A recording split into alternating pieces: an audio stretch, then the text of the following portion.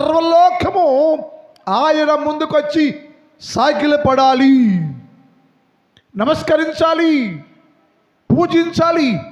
ఎందుకు పూజించాలయ్యా మనం అని ప్రశ్నిస్తే ఆ ప్రశ్న సమాధానం ఏంటంటే, ఆయన నీ రాజు, పరలోకపు రాజు. ఆయన రాజుకి అన్ని హక్కులు ఉంటాయి. ప్రతి మనుష్యుడు, ప్రతి పౌరుడు ఆయనకే రాజుగా గుర్తించి ఆయనకే నమస్కరించి ఆయన్నే పూజించాలి.